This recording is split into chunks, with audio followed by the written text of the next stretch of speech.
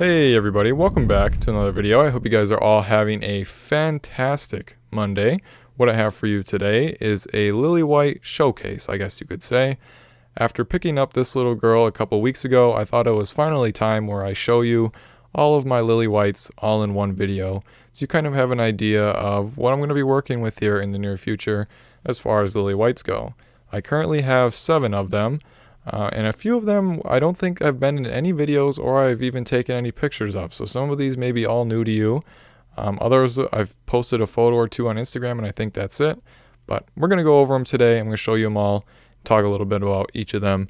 As you can see here, we have this little female I picked up last week from Tiki's Geckos. She was a tricolor Lilly White. I would say she fits that name pretty well. She's got the nice cream going down her back. She's got the white on her side. And she's going to have quite a bit of pattern as an adult. She's still pretty small, around that 10 gram range. But as she gets older, that pattern will continue to develop, and so will her white. And as far as white goes, if you didn't know, a lot of Lilly Whites can vary depending on how nice they are. If the white is very pure, some of them are going to be a little bit more yellowy, and some of them are a little bit more cream-like, which you'll see later in this video. But this girl, as far as her white quality goes, I'd give her a 10 out of 10. She doesn't have a lot of it necessarily, at least yet, but it is very nice and bright white.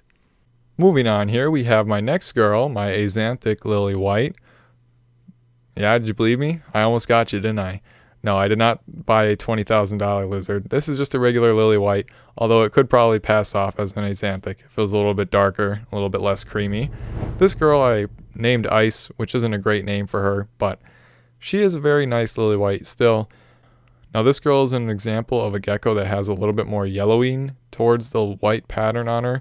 If you can see on her side, her pattern isn't as crisp white. She does have the nice white pattern, but there is some yellow mixed in with there. So for that, I'd give her like a 8 out of 10. I'm not going to be rating them all.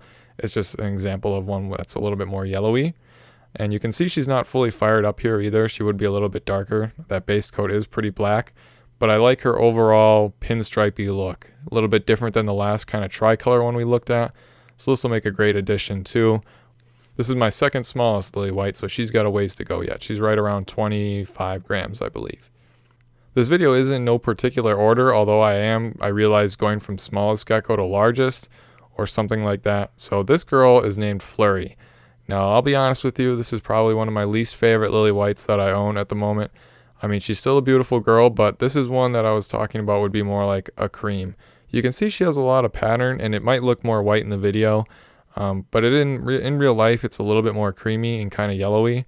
So as a baby, she was more white, and she had a more white-looking pattern, and her base coat also looked like it was going to be black. But you can see that she turned out with a brown base coat and a more creamy-looking white pattern, which isn't bad by any means. It's still a nice gecko. I'm just saying that overall, this isn't really what you're shooting for when you're producing Lilly Whites, but I'll still probably be keeping her unless I decide otherwise. She does have no spots, which is a good thing. It's just I was hoping that she was going to be dark base, bright white, with a lot of pattern. She's got a good amount of pattern compared to some of the other ones we looked at. It's just not the whitest, and unfortunately that brown base coat. Now this girl here, this is Blizzard. This is a good example of something I'd be shooting for. She's got a nice dark base coat. She's got a brilliant white pattern. There's not a lot of yellow or cream on her compared to the last gecko. Just skip back and forth and compare them, how much different that white is.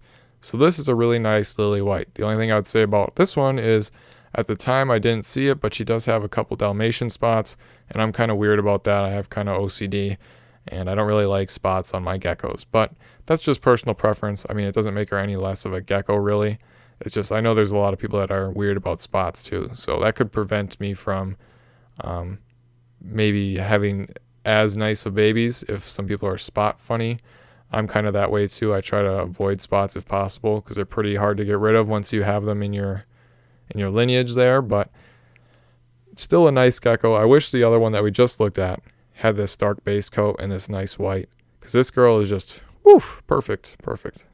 Now this gecko is a little bit bigger than the last one. This one's probably in the 30 to 40 range, so she'll probably be breeding next year, and that'll be a whole different video when we get closer to it on who she'll be paired with. But I have a good guess she'll be with Vector because he's also very dark, and Now this girl here is my absolute favorite Lilly White. This is Yeti. She's one of my older Lilly Whites. She's, in that 40 to 50 gram range. She's an adult. Her white is pretty white. She has a little bit of a yellow tint to her, but that orange, like dark base color pattern, whatever you want to call it, I wouldn't necessarily consider her a tricolor, but she has a very interesting pattern. Her head's like an orange color. She has like all these little orange spots, dark base coat. Her white's pretty white. I'd give her like a 9 out of 10. This is one of my favorite Lilly Whites. This probably is my favorite Lilly White female. I only have one male Lilly White and 6 females. So that's also something to consider. But this girl is definitely one of my favorites. She will be breeding next year. Again, I'm not sure with who yet. One of my all-time favorite geckos too, probably. I really have started to like the Lilly Whites. I wasn't a fan in the beginning, and then I was, and then I kind of wasn't again. But now, last 2 years or so, I've really liked the Lilly Whites. Next up here, we have my only male Lilly White. This is Avalanche. Definitely my highest patterned Lilly White, and probably one of my highest patterned animals, period. He has almost 0 base color left. You can see that there's just a little bit of dark base coat showing through. I'm hoping to breed him next year too. He's also an adult, like 40 to 50 grams. He's got a nice big head on him, a lot of pattern. His white is, I would give him an 8 out of 10. It's a little bit on the creamy side, not more yellowy, but just kind of creamy. So I'd probably give him an 8 out of 10. If he was bright white, he would be, he'd be like a star. You wouldn't be able to see him. He'd be shining so bright. So he's still a nice one though. I mean, compared to a lot of Lilly Whites, he has probably more pattern than 80% of them. So at least the ones I own anyway. So he's definitely a winner in my book. And you can see that he's wanting to mate with my hand here by those little tongue flicks. I just held a bunch of females and he's smelling them. He's going to try and jump me pretty soon if I don't put him away.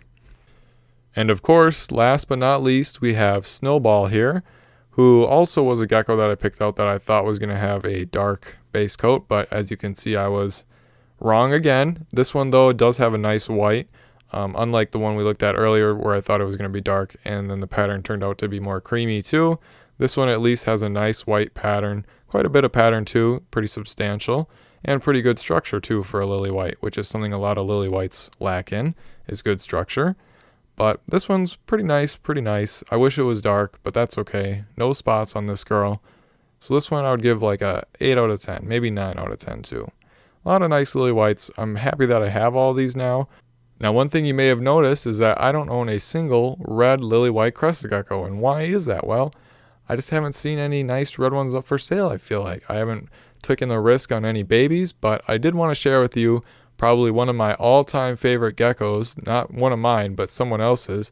This is from MPB Crested on Instagram. I wanted to show you this red Lilly White. Oh my God. I would steal this gecko.